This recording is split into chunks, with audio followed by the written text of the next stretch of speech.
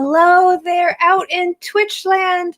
My name is Rachel Jane Andelman, and I'm the host of The Joy of Posting, a show where I write jokes for an hour. If that sounds tedious, it only is occasionally. If you're in the chat, why don't you give out a little shout, like hi or hello or where am I or who are you, or I wish I were somewhere else. At which point you might follow that instinct, which is fine. It's fair. Hello, Minivet. Hello, Matt. Hi, everybody. What I realized today, moments before the show began, is that I don't need a second monitor, because what I can do is I can prop my phone against the desktop monitor and then cover the top where my face is with a napkin, so that I don't have to stare at myself, but I can see the chat. So I figured it out. Mac 45, hello, Mac 45. Woo! I assume that's how fast your race car goes. I assume it's a race car reference. That's Matt says it's kind of like having a second monitor, sort of, but not. It is almost sort of like that. It's Zeno's monitor. So, before I get into the tweet writing, which is why we're here, for those of you just joining us, let's see what we're doing in terms of people watching. We're up to 11. Yay! 11. One day, some days I would have spat on 11, but today, having seen how few or many people can watch Twitch stream, I'm like, 11. What a glorious bounty that is. Mac 45 says, I'm Mark from Boston, so Mac, I get it. Mac, you're from Harvard, yeah, you eat, you play cards, and you ask for pardons from the judge. I get it. I can do the accent. I'm from Medford. So today, as I do every week, what we do here on this stream at 9 o'clock every Wednesday, Eastern Standard Time, unless it's Eastern Daylight Time. I believe we're in Eastern Standard Time right now. Oh boy, what a hellish change that was, am I right? What we do on this show is I write jokes. That's real simple. I write jokes. I talk about the jokes. I talk about why I'm writing the jokes this way. I talk about why I'm writing this joke and not that joke. And I'm writing jokes that I think are funny and trying to communicate as best as I can my sense of humor and how my sensibilities translate to the virtual page. One person said last week, I was like, how do I get more people to watch my show? And some person's like, well, you really do need to talk more about the joke writing process. Last week, I think I just kind of chatted while joke writing. I have given more lengthy explainers during my show before, but I think I lapsed too much into speaking about things that were not the jokes last week. So this week, I will try to talk about the process in a way that's both enlightening and accessible. Cool. So, just before we get started, a little bit about me, a little bit about my week. Why not? This week's been wild. Our internet went down on Monday, so I didn't have internet on possibly the most internet necessary day of the week. Currently, the electricity in our basement is down, so I can't do my laundry, which I was really excited after like a month to do my laundry. So that kind of threw me off. My dog went into surgery. My dog had a growth on his leg and that he was looking at for about a month, and we took him to surgery. So he's back. He is recuperating on the couch. He's out of it because he is on like anesthetic drugs, but he's like slowly rolling out of. My mom is keeping a vigil over him. So my mom and my dog are in the other room, palliating or whatever. What else? Oh, we got a fence in our yard, which required us to have a talking to with our neighbors, because they're like, the fence is on our property. We're like, well, it's on the other side of the bushes, and like some suburban fucking shit, bullshit. What else? We got groceries. Groceries are always like a bigger to do because they're what we eat way more of them now. Yeah, so a pretty exciting week. I finished the Animaniacs reboot, 13 episodes. And I watched Evil Dead 2 for the first time. Let's see how we're doing. We're down to 8. 3 people got tired of me. That's fine. Let me just blow up my screen. And we'll just give people one final reminder. This is great. This is a one advantage I have over almost everybody else who streams on this channel. This is not a channel that belongs to one person. This is a channel that belongs to that is a 3 people who produce a channel where there's easily 25 different showrunners. So 25 different shows run by different people with different, artistic or creative aims. So I'm one of the few people who has anything resembling a sizable, generous Twitter following. So I'm the kind of person who can go in the middle of the show and be, final reminder, I am currently streaming.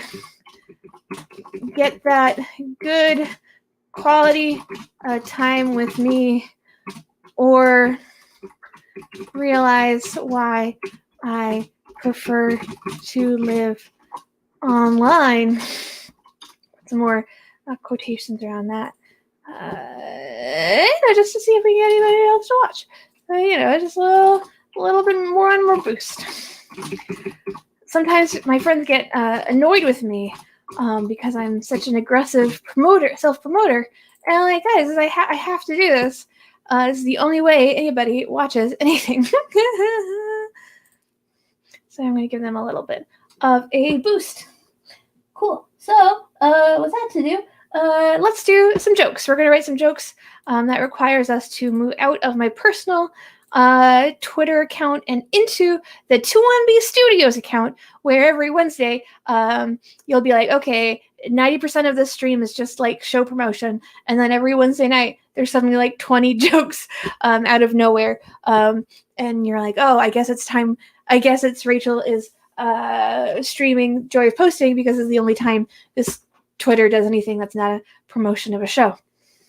So for today, a fun fact about this show is every time I feel my show coming up, there's a part of my brain that says, Rachel, you should plan a show. You should have something in particular that you would like to explore in the context of your show.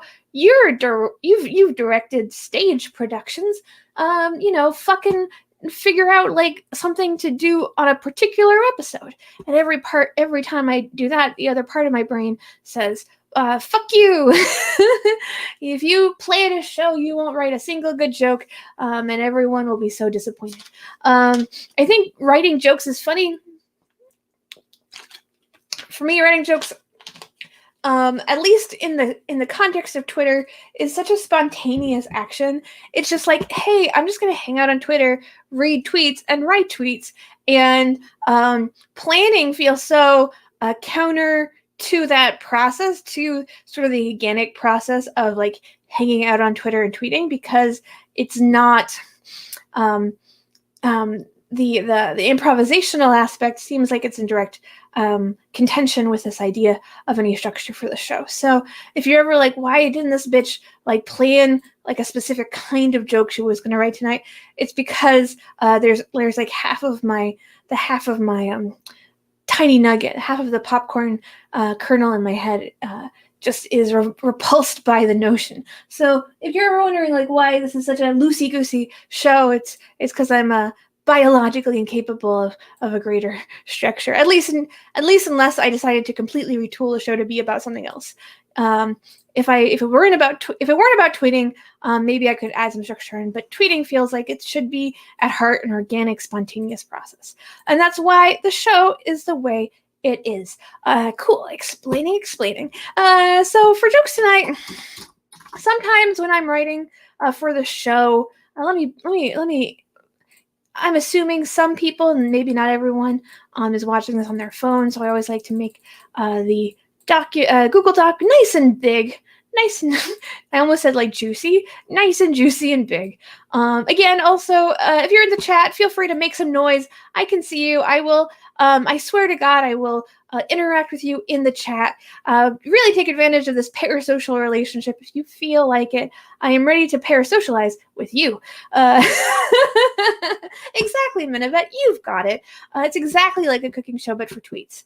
I don't know why. I feel like everybody takes to Twitter or Twitch differently. Some people I've seen ignore the chat for the complete duration of their stream, and other people, like for me personally, I'm like, if there's no one is chatting, I'm like, is everyone dead? I think of everyone just slumped over the computer, either like a knife in their back, or they're dead from like they're dead like the opening sequence from the Stand miniseries from the 90s. Everyone's just like slumped, dead, kaput. That's what I think of when there's not active chatting. And that's why probably my personality is so great for Twitter, because I'm always a little anxious. So to get started writing jokes, first of all, I can almost guarantee you the first 2 or 3 jokes I write will be bad. Let's just get that out of the way first. I feel like I always spend like too much time when I start the show writing the first joke, where in the back of my head I'm like, the first jokes are never good. Why am I bothering putting energy into these? Part of me would say, why wouldn't I just start like doing the show before we're live? But I can't quite arse myself to do that. So you'll just have to bear with me as I kind of get into the groove in front of you. Jokes. Usually what I do is occasionally on certain weeks I'll have like a firm theme in mind. Like last week did like Thanksgiving jokes, although to be honest, I wasn't like ultimately thrilled with that output. So I'm like, maybe the theme was like too restrictive, or I'm just not funny about Thanksgiving. Like I just don't really have like a strong like funny bone for Thanksgiving, like a funny wishbone, if you will. So another way of doing this show, if I don't have like a theme, is to just kind of begin to throw out some ideas, just ideate by throwing out some concepts that are funny or silly to me. I've often one show I did a show where I tried to do some like topical humor, but that ended up kind of bumming everyone out because current events are so categorically depressing and infuriating that it's really hard to do topical humor right now, I think, unless you've got like a great humdinger of a joke. It's really hard to do that stuff just for fun. So instead of doing like topical humor, we're like, let's look at the new horrible cabinet member Biden is floating and make fun of them because they are all to a one awful. Instead of doing that, let's just throw out some funny ideas or funny premises or funny concepts. So, for example, and they can be much simpler than you might think at the beginning. So, for example, a grandfather clocks, it could be that simple. It will be like just subject matter, I think, rather than premises. I probably misused the term premises. We were really just looking for subjects.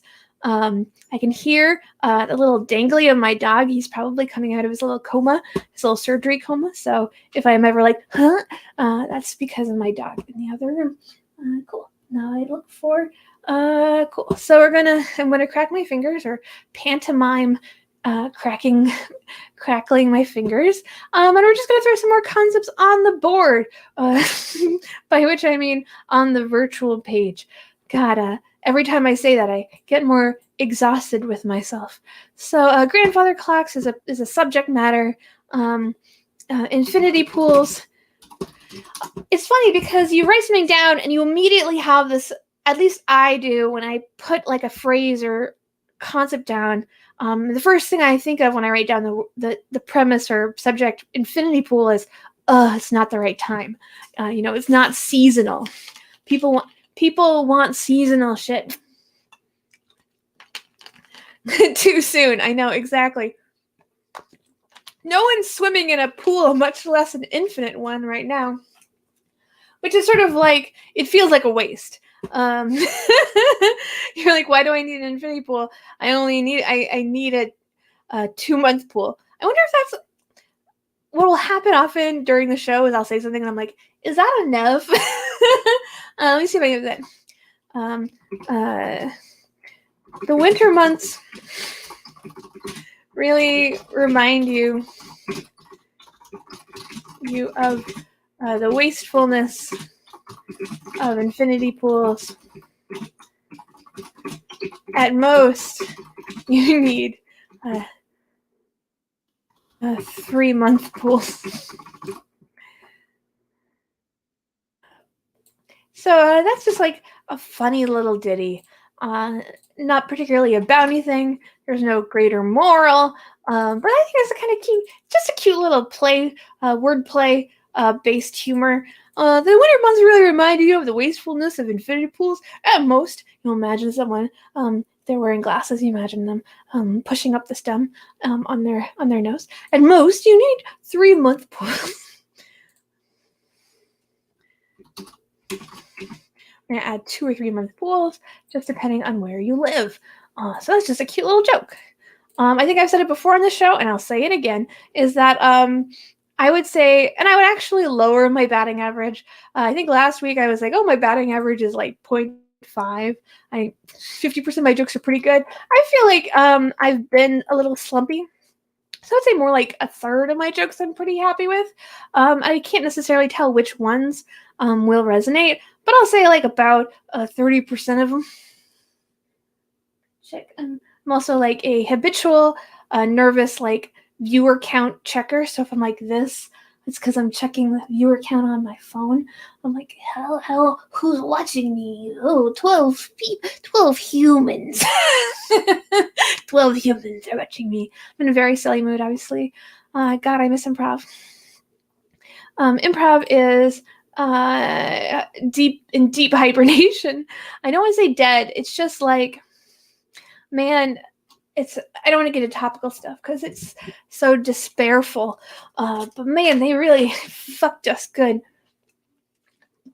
And by us, I mean the greater arts community in the United States. 13, hello Raptors. Raptors 226, whoop, whoop, whoop. I always say, so we always need that 13th assassin. Without the 13th assassin, we're completely fucked. Let's do some more. Regis Live. I was going to take 201 at IBCS before the furlough. Ugh. I know, man. It fucking sucks. I was so excited. I was going to teach, I believe, it's so far in the distant past, through the mist of time. I'm like, I think I was going to teach 201 for like the first time before the furlough. Like I had just gotten my teaching schedule. It was like a whole big thing because I got my 201, 301 were like right next to each other. So, which meant I would have had to teach for 6 hours. And I'm like, Corey, I don't want to do that. He's like, fuck. And Matt was about to teach his first 401. We were all about to do our first somethings. We just got so fucked. And Corey was about to be, he was about to be the comedy school instructor for his first whole run. So it was completely fucked all the way through. Sorry, this is not the subject of the stream. Just kind of talking out loud about how bad everything is and how much I miss improv. Let's hope for January. Love the shit out of Corey. No, I mean, I love Corey. Like, I don't know what January will bring. We don't have a stage. So I don't know what's going to happen. We could have classes in the offices, but no shows. So anyway, tweeting. We're coming back to tweeting. Sorry about that. More tweets. Tabasco sauce. Yeah, I'm just gonna write some words down. Just gonna ideate and let something funny kind of emerge through the mist. I was saying earlier, people like sort of seasonal tweets, so we're gonna see if we can do some of those. More seasonal. Oh, the world's a stage. People say that, but man, specific conditions really lend themselves more to being a stage than others. Let's see. Everyone has their Christmas lights out now.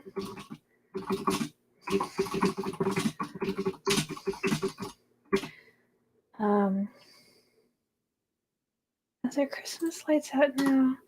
And then you might do like, how is that helpful? Which is a good thing. Because let's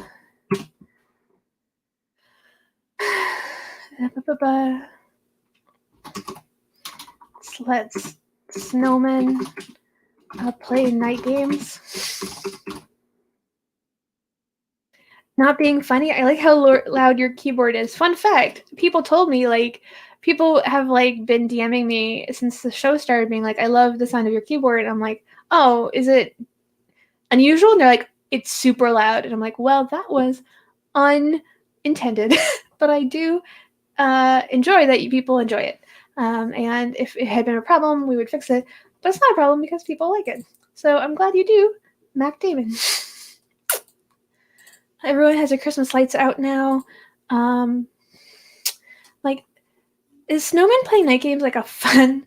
Sometimes I like write something and I'm like, is that funny? Does that make any sense? Everyone has their Christmas lights out now. Or is it like funny as part of a list? Like if I gave like a bunch of reasons why it's good to have lights out now. You might be watching the show and thinking, shouldn't you fucking know like what's funny? Like, isn't that your whole deal? And the truth is that sometimes it's hard to know. Monday Night Snowball.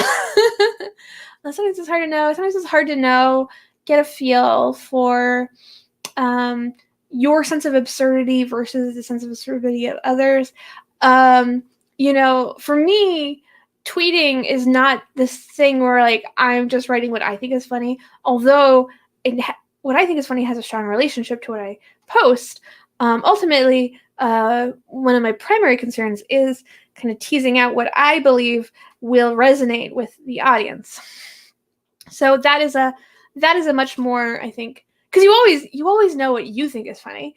You're you.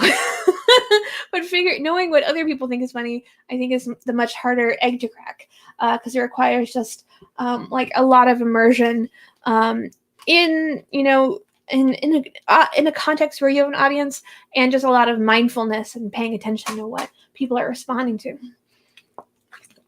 You have to kind of constantly have your like toe in the water, if you will. So everyone has their Christmas lights out now. It's a good thing. It lets snowmen play night games. Jesus can walk home comfortably from the convenience store. Maybe put one more in there. Monday Night Snowball. Would Monday Night Snowball mean Christmas Night Lights? Let's snowmen play Snowball Monday night. I don't want to get too pun heavy. I think sometimes puns and like absurd like premises sort of like an absurd premise can like emerge from a pun, but if the pun and the premise are different, they kind of eat each other's attention. These are some good Jesus jokes. Jesus has huge snowshoes.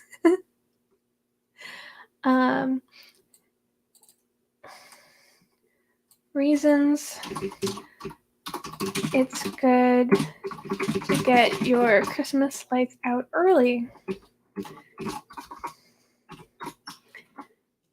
It lets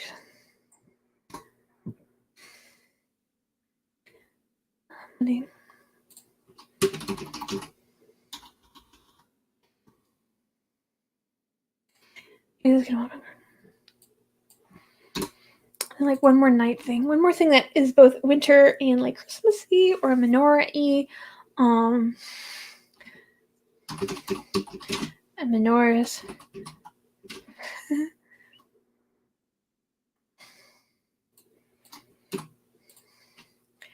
menorahs. Don't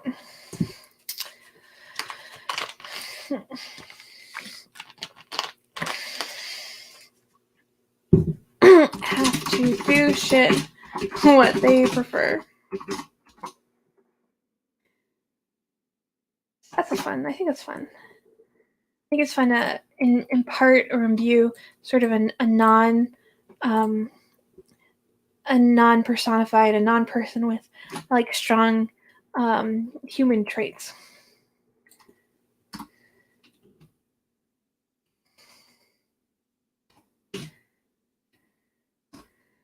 I like the idea of menorahs being very lazy. Menorahs are an interesting concept because I think they're often associated with like the fact that they, provide light for 8 days.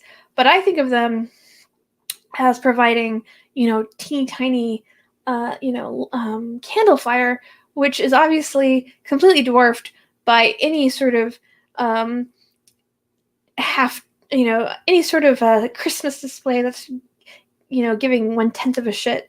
Menorahs are utterly, marginalized by any sort of electrical effort. So for me, they're always like just a tiny little drop in the vast brightness.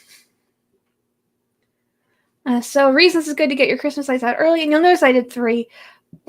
Rule of 3 is no matter how into absurdity or anti-comedy you get, the rule of 3 is just so paramount.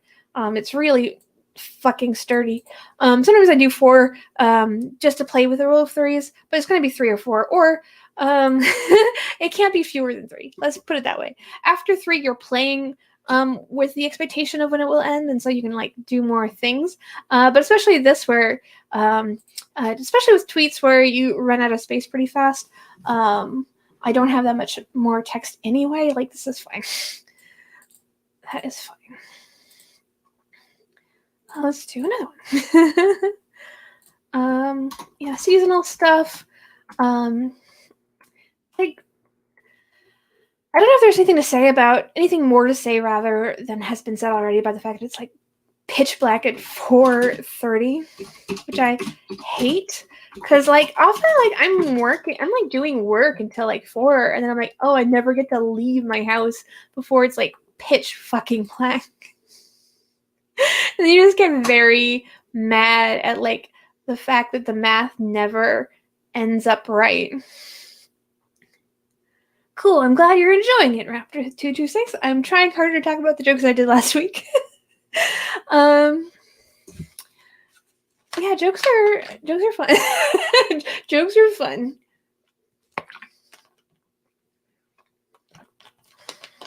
Yeah, it's like your body is like not, you can't adjust. Like there's something chemically or biologically that resists the darkness, and like when it happens, so it's always infuriating.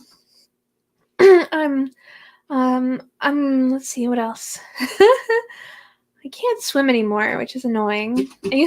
I swam like every day during the summer. It was like one of my few respites from this kind of bizarre, like, out upside down we're stuck in right now. The leaves are basically off the trees.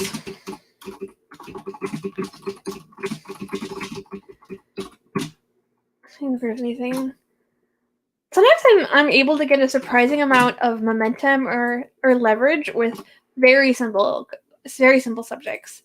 The leaves are basically off the trees. Not right now. I'm like looking at it. I'm like, do I have any jokes about leaves? If you're on Twitter a lot, you've probably seen the song parody, which I loved. It was like a YMCA parody of like, it was like, young man, take a look on the ground. Young man, take a look on the all around. Actually, let me see if I can find it. Just because I feel like I'm always very impressed by people who in the year 2020 can do a good song parody. I actually don't know if I'll be able to find it. Let's see. But it was basically, well, people are like, now it's like that tweet is like to the level of fame and fortune where people are just quoting it, and then it'll be like impossible to find. But basically, someone like turned YMCA into about eating leaves, and it was just like so beautiful. I love the one with the picture of the frogs and the little alligator.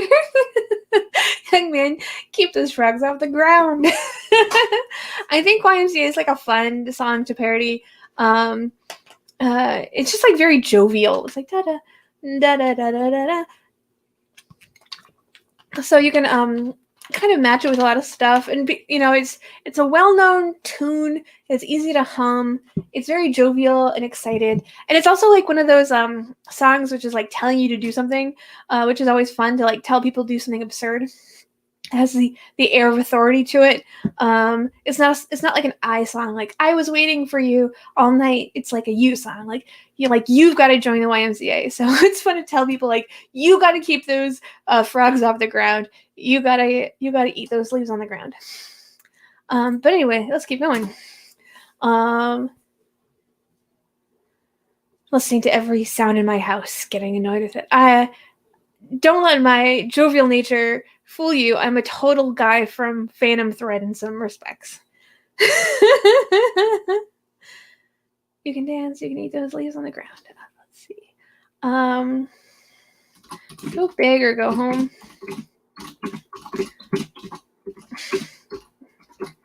Guess what, fucker? I've done both. This is like a gaining weight during quarantine joke, which I think it's hard to write jokes about the fact that everyone's gained weight during quarantine without it feeling like not body positive or like not fat phobic. But I think this one's fine because it's a pretty objective. You're like, I'm bigger now. And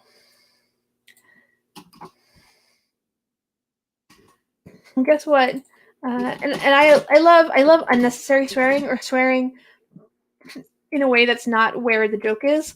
The joke is basically I've both gone home and gotten bigger.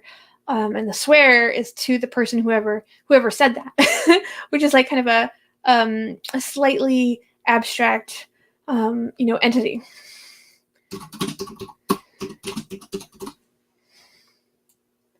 Go big or go home. Well, guess what, dumb fucker who first said that? I've done both.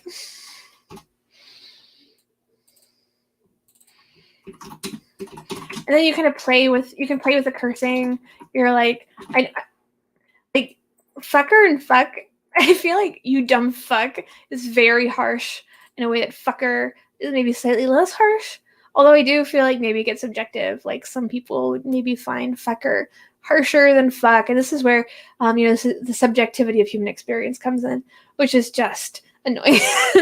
Well, guess what, you dumb fuck who first said that? I've done both. You know what? We're just gonna do that. You dumb fuck. I love you dumb fuck.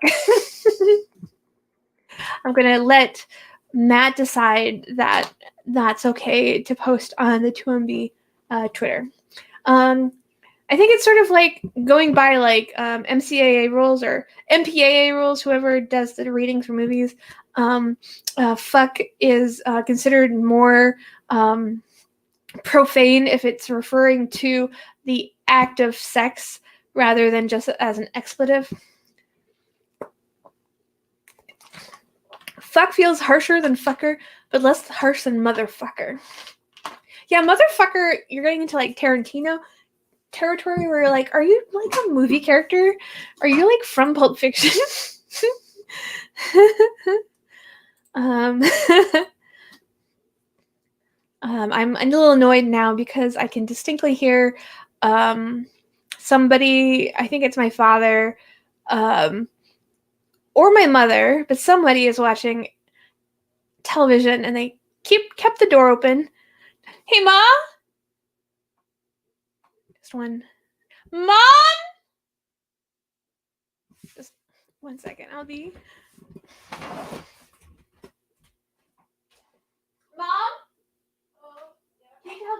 TV down?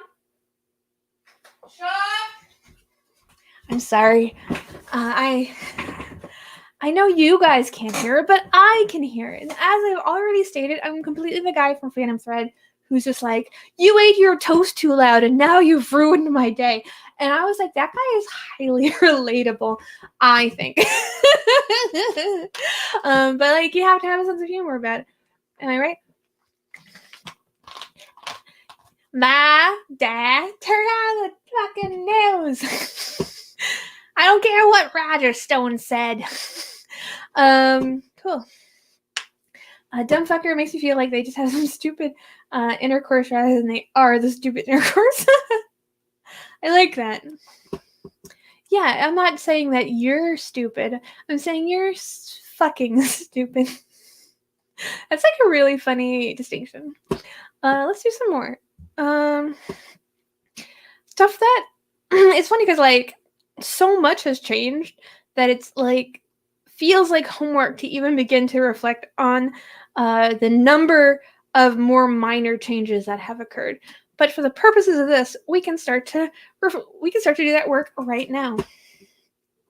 I haven't seen a movie in a theater for like 8 months. It's like one thing that is true. I used to adore going to the movies. I remember I was so excited when I took my friends to see Into the Spider-Verse. Like my whole improv cast went at the same time, like all 8 of us, and I'm like, we're going through the AMC and like the AMC in like Boston Common, and it has like this really big hallway on the second level, and you had all the cardboard guys on one side. And everything had like the fun movie carpet, and you're like, this is my home. It's like, nope. They are opening Wonder Woman 1984 is coming out in theaters in December.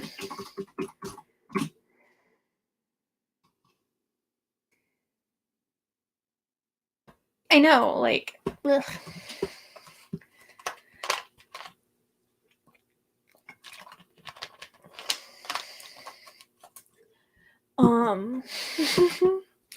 I haven't seen a movie in a theater for 8 months. Yeah, like the movies that are opening is like, are you dumb? Like, are you trying to get sick? I don't know. I do miss them. Like, I miss them, but I'm also like not gonna, get sick. I haven't seen a movie in a theater for 8 months. I think the thing I miss the most is trying to think of what is sort of like a non-exciting aspect of going to the movies is seeing the trailers that made me laugh because I have to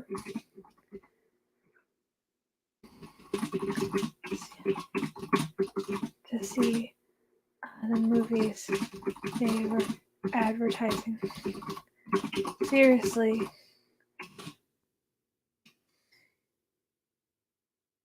Yeah, Kit. Next time, look at HBO Max Black Friday deals before you talk about how you won't be able to see Wonder Woman. I don't know how much Orwell will be in the new Wonder Woman. I don't know enough about it. I don't know enough either. All I know is that the Game of Thrones guy, Pedro Pascal, is playing a bad guy, and Kristen Wiig is playing like a bad guy, and it's gonna Gal Gadot's back, and Chris Pine's back, and he's wearing a fanny pack. I like the first one.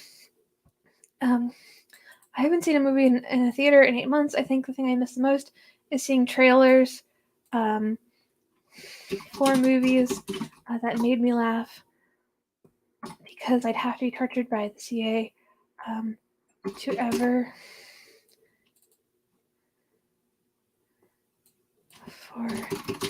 I'd ever consider going to see them.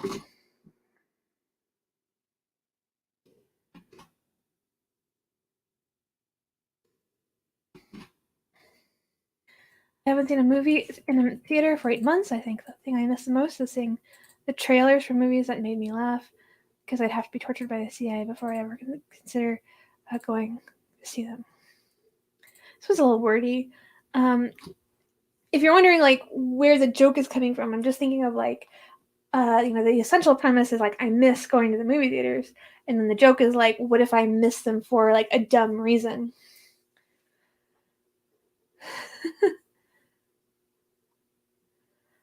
So yeah, I think I might change the punchline of this just to make it something a little bit punchier. I think the thing I miss the most is, I'm like, what's the worst aspect of movie going that would be like a weird reason to miss it?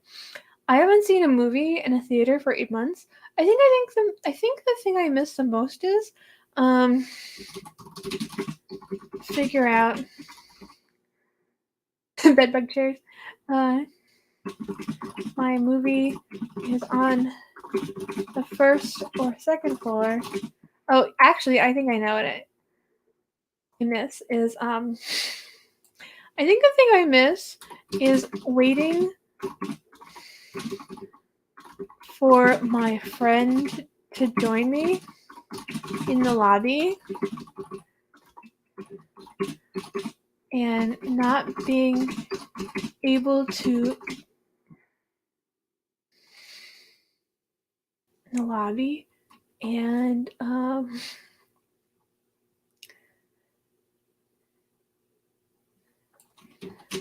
snack, because you leave the lobby to get a snack, and it being like a weird entire thing, because you really because you did need something.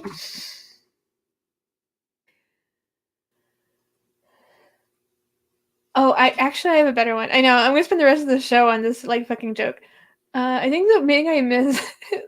I'm gonna do actually a real. That was real, but I have a realer one. I think the thing I miss the most is accidentally accidentally choosing the wrong showing for my friends and I to see, and making 6, therefore causing 6 people to watch Detective Pikachu in Mandarin Chinese with English subtitles.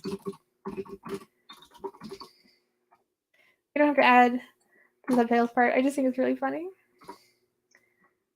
Can I get an email or something? Sorry.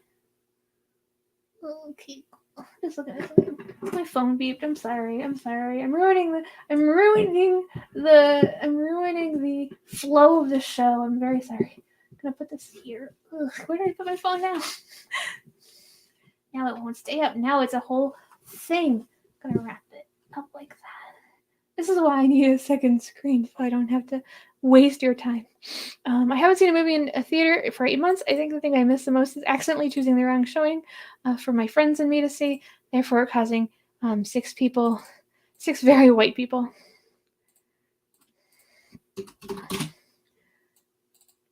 That's fun. It did have subtitles, like it was watchable. It was just very, very funny. Let's see. What's another joke? Yeah, so like joking can be about finding the expectations. Every situation has 100 sort of conventional expectations, and so every situation can involve subverting any number of them. So for example, let's just write, like we can spend this time together just thinking really quickly of what are some basic expectations, like if X happened, what would you expect Y to be? For example, um, when you are quarantined, you expect to miss, hugging or touching other people. That's an expectation. What would be a strange expectation? Or like you expect to miss hugging and touching other people because that's enjoyable. So you're just like laying out some basic reality here. And now you can fuck with it because you have enough established that you can subvert it somehow. So the hardest part of quarantine is feeling touch-starved. Is feeling like feeling the suffering from the lack of touch from others. And now we can kind of maybe find a goofy reason why you need to be touched by others. The hardest part of quarantine is suffering from the lack of touch from others. Back before March, my friends were invaluable in pushing the big horn starting to emerge back into my face. Now I'm forced to stop the horn from growing with my own weak hands myself, and it's highly burdensome.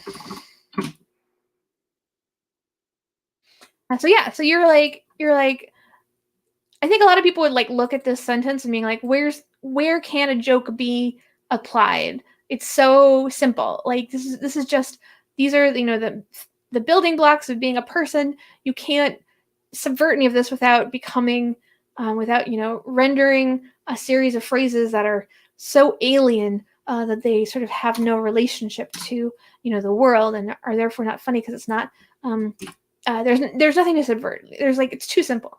And the answer is that like nothing's too simple. Almost nothing's too simple as long as there's enough information there. So the hardest part of quarantine is suffering from the lack of touch from others. Back before March, my friends were invaluable in pushing the big horn starting to emerge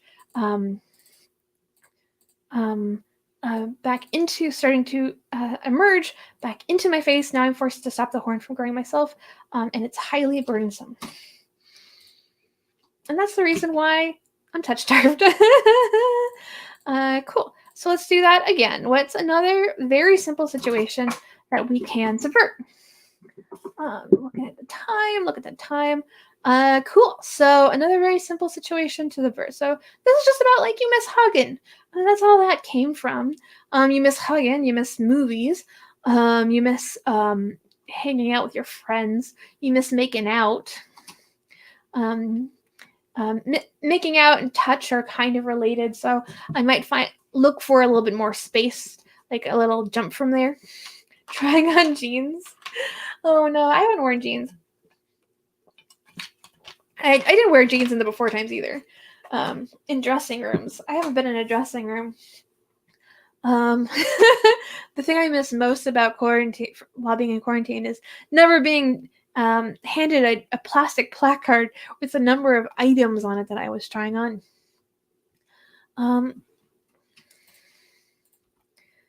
TJ Maxx. Dressing rooms, grocery stores,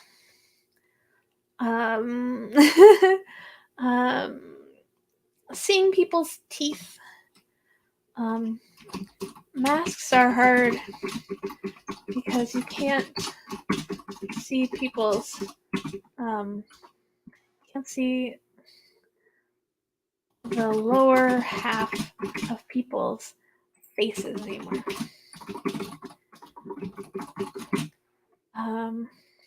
This is a Vexum because as I can only identify my father's murderer by his shining gold tooth. Now I'm back where I started. Well, I read a cool horror coming about pretty much the people starting looking spookier as it went on. Nice. Also, hi, Thinkertron. I don't think I said hi to you yet. Masks are hard because you can't see the lower half of people's faces anymore. This is Vexum, as I can only identify my father's murderer by his shining gold tooth. Now I might as well be... No, I might as well be back where I started. So you're just taking, very simple... You can't see people's faces anymore. And you're like, what's a specific, absurd reason that you'd want to see someone's face? Vexum... This is Vexum. It's like vexing. I like vexum, even though it's like not a real word. It sounds. I feel like it was at one point a real word, and then it like passed into antiquity. But it feels like it should be real. I know that the rules of English were not always very, standardized. That different parts of the country or different parts of the world use different words. I remember somewhere that it was like it took hundreds of years before people fucking spaced out the words from like the spaces between words like were not always there. Language is weird. Like the Google Translate. I think I read a snippet that how Google translates. The way Google Translate works is that it takes like if you're going from English to Spanish, what it'll do is like it'll take English, it'll turn it into a language which Google Translate like the machine or the machina or the AI invented, and then takes that and makes it into Spanish. So it like created its own language, and they're like, yeah, it works, it does the job. Like it's so strange. Oh, Raptor, thank you. I'm glad you like the word Vexum. Let's do some more. So again, what's like a simple? I think this is like actually a pretty good rule of thumb, and it's not obviously not every joke can rely on this particular strategy, but it's a pretty good strategy if you're just writing jokes off the top of your head, which the whole show is about. To begin with, sort of a simple expectation of reality, something that's true, and then maybe an absurd reason why. So, for example, like you miss touching people's skin because they would help you push your horn back in. You miss seeing people's faces because you identify a murderer by his shining gold tooth. What are some other expectations? Haven't eaten at a restaurant. People working at restaurants have reported being stiffed on tips.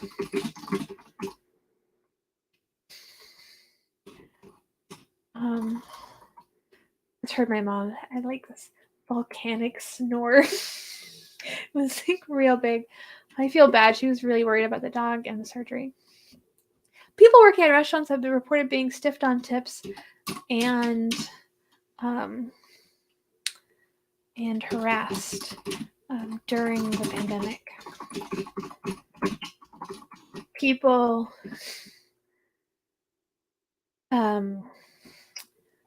restaurant workers, servers, restaurant patrons, rude restaurant patrons have reported being stiffed by tips.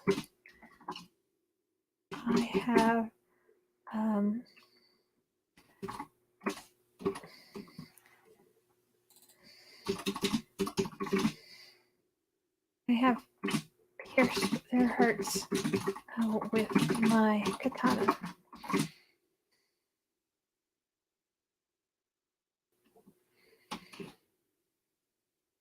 Obviously here we're just kind of extending, sort of a little bit of it's always fun to pattern, like, or a pattern, or just like it's not a rule of three. It's just a comparison between two different things. Being able to use wordplay to install some logic in there. So rude restaurant patrons, as an extension of this, I have pierced their hearts. Servers working at restaurants have reported being stiffed on tips and harassed during the pandemic. Comparatively, rude restaurant patrons have reported being made stiff by tips. I have pierced their hearts with my katana until they have perished from my blade.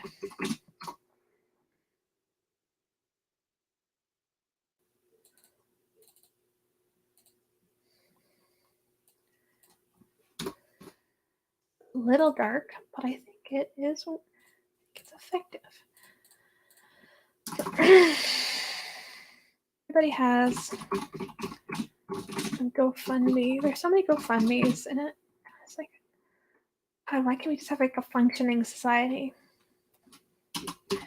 I propose a GoFund us. Functioning. I do like, and I think I've said this before, I do like lean hard on parentheses as a form of like understatement, or sort of like that mumbling, contrasting voice, which can like slide a little joke in there, a slide a little punchline in there. If you've ever watched that pale guy, who's the Beyond the Pale guy, he's very pale, but he has like that little voice. He's like, I don't think that was very funny at all. It's like that. It's like that same mechanic. Everybody has a GoFundMe. Jim Gaffigan, exactly. I love him, and he also like leans very hard on like the silly voice. It's like, I was just getting some peanut butter. Were you just getting some peanut butter? That's my Jim. I didn't know I had a Jim Gaffigan impression, and apparently that's it. So if you were waiting for it, there it is. If you did not know, there you go. Everybody has a GoFundMe.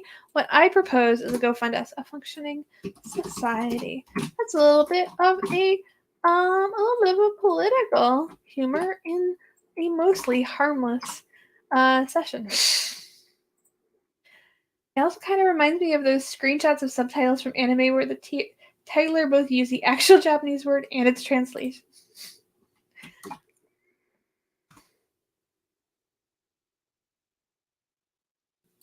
Yeah, there's a lot of like, whenever you break a pattern, it always has like a very strong effect. And if you break it right where the punchline is, then that makes the punchline hit harder because you're already sort of reeling from the break in the pattern. So like a functioning society obviously feels a little bit different than anything that's come before it. And then you kind of feel like, oh, I need to heighten the contrast before with what's come before, putting it parens, so you read it differently. Cool, now it feels like a real punchline. Keikaku means plan.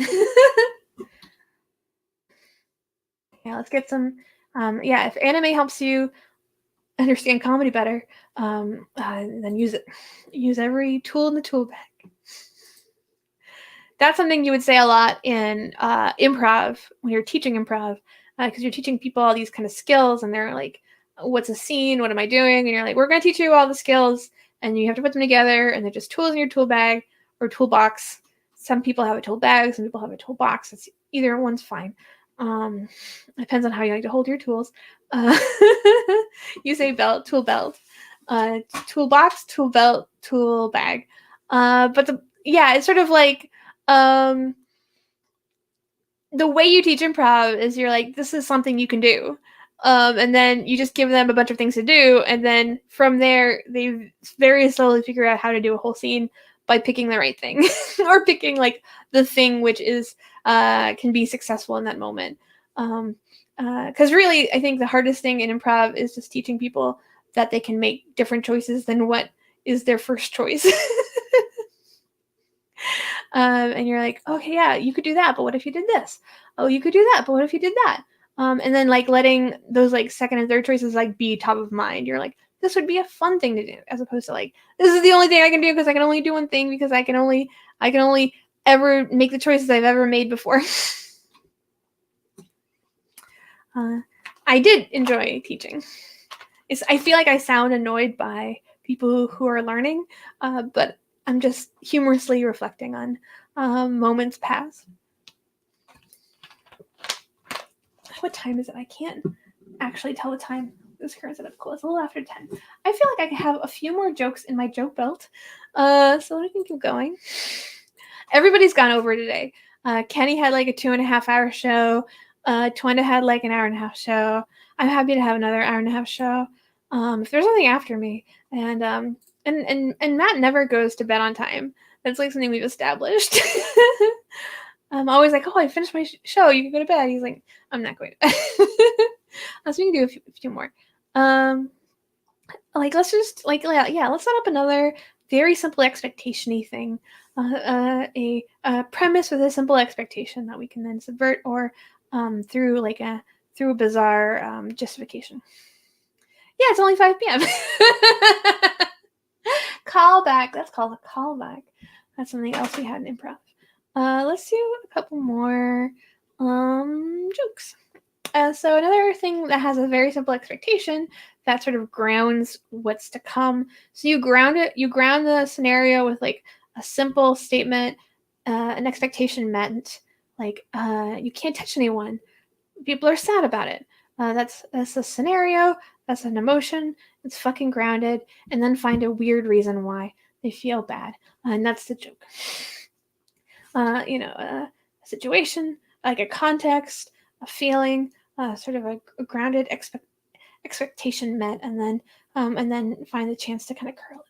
So thinking of another thing like the movie thing or the tooth thing was a similar, in the same ballpark, expectations. For example, people are being strongly encouraged not to travel during the holidays.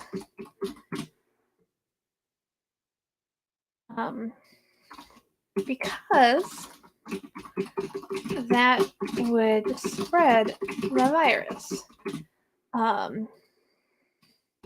Virus epidemiologists warn. I'm shocked I got that right on the first try. Not salient to the point, but damn, guys, I got epidemiologists correct first time I tried to type it. Go me. People are being strongly encouraged not to travel during the holidays because that would. Thank you, Minivet. I do think it's clapworthy. People are being strongly encouraged not to travel during the holidays because that would spread the virus. The virus, epidemiologist warn, loves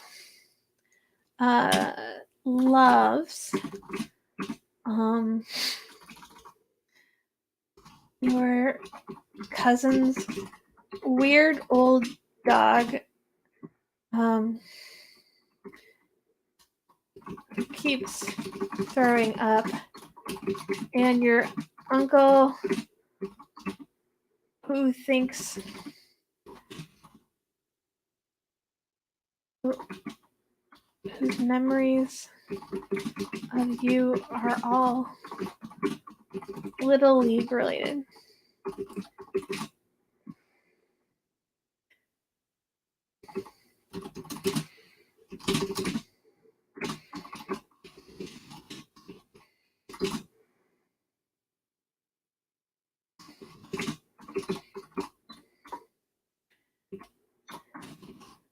That is the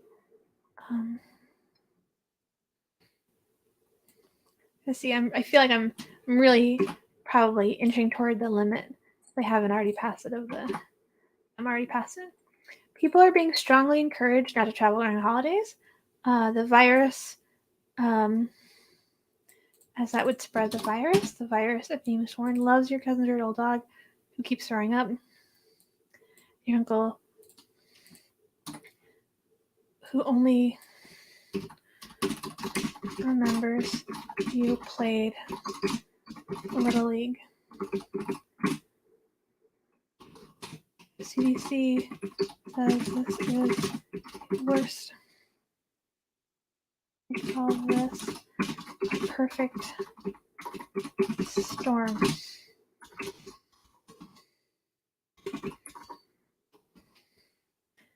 We're being encouraged not to travel. Virus loves your cousin's real dog, keeps throwing up, and your uncle who only remembers you played Little League. They call this scenario a perfect storm.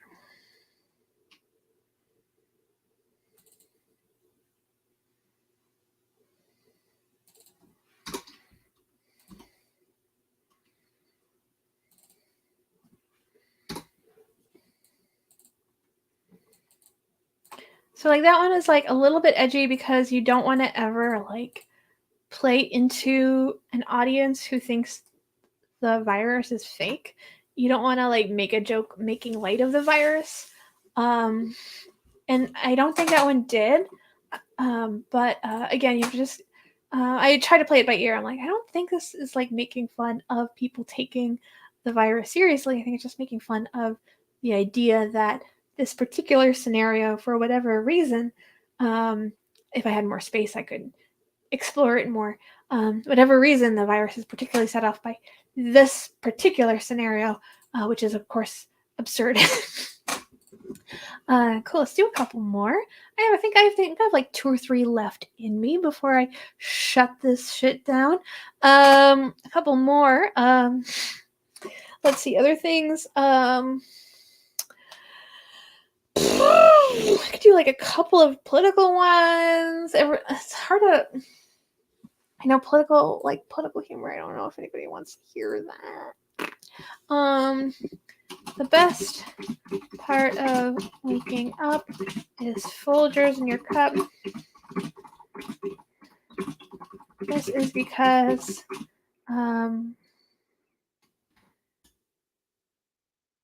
this is particularly true if you have had a history of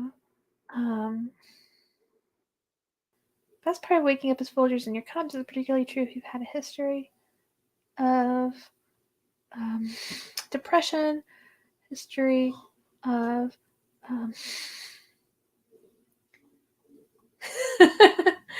Folgers is only in. You can never drink Folgers in a dream. Sleepy baseball going. History of reaching for a mug and it being filled with blood. Your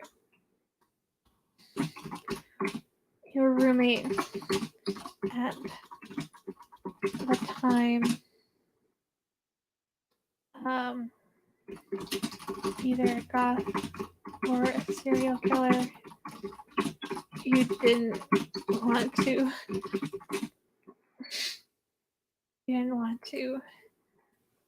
make it too big a thing.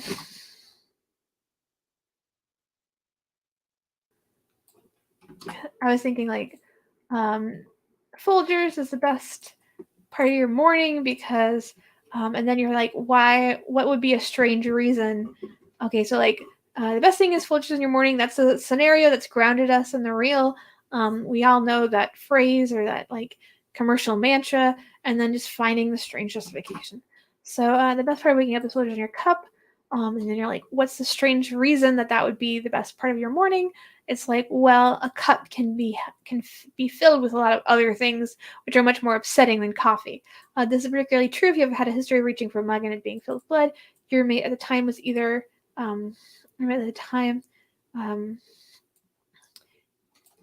either had a medical issue or was a serial killer. You didn't want to press the issue. Had a medical situation or was a serial killer. You didn't want to press the issue. Athlete's cup. Athlete's cup is like a sleepy baseball groin. Yeah, I'm like a sports thing, like wearing a cup. Like I feel like I don't really get that as much. I don't like internalize that as like a funny thing because I've never had to wear. Cause I've worn like most of the other pads. I've worn like I used to play goalie, so I wore elbow pads and knee pads and shin guards. Um, uh, yeah, you wear your regular socks. You put the getting ready for a soccer game is like going to work. You're like, I put my regular socks on, then I put my shin guards on, then I put my soccer socks on, then I put my cleats on, then like bra top bottom, and then you're like, if you're the goalie, then you put a bunch more shit on. The only thing you'd have to wear really was a helmet or a coat. Being a goalie was fun. Let's see. Let's do one more. I'll do one more for you guys before we call it a night. What's one more scenario? The hills are alive with the sound of music. Sometimes I just begin a joke, just thinking of like any kind of phrase that pops into my head, because the assumption being that if a phrase pops into my head, it must have some sort of resonance with others. You're like, I get this phrase or song lyric stuck in my head. Others must too. Somebody out there must relate to this experience. She says dramatically, and then you're like, somebody must enjoy this if this were the setup for a joke. You just have to believe and trust that that's true. So let's do one more. I always like to bite my lip. I always like to bite the end of my pencil. I always chew on the end of my pencil. I just like looking at a pencil. Guys, sometimes you just look at the things around you, and you're like, what's a good stapler joke? What's a good flashlight joke? What's a good mason jar joke? This is like when you're really like at the end of your steam creatively. Let's do one more expectation-y thing. Driving with the top down feels much more safe in the time of COVID. And then you're like, that's because this is like a very easy way of writing a joke. You're like setting up the expectation, grounding it. You're like, this is all normal. This is all real. Now for the goofy crap. That's because with the pandemic, I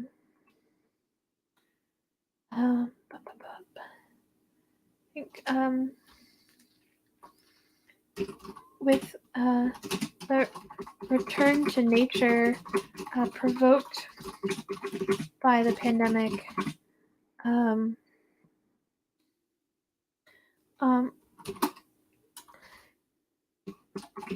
car spiders have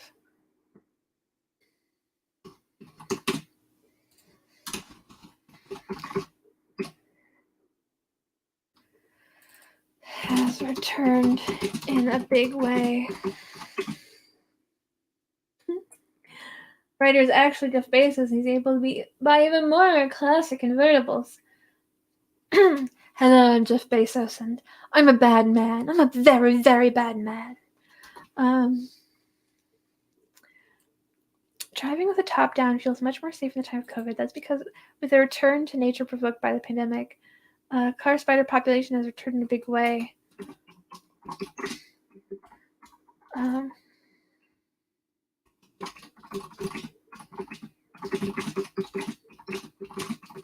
Only way to escape them.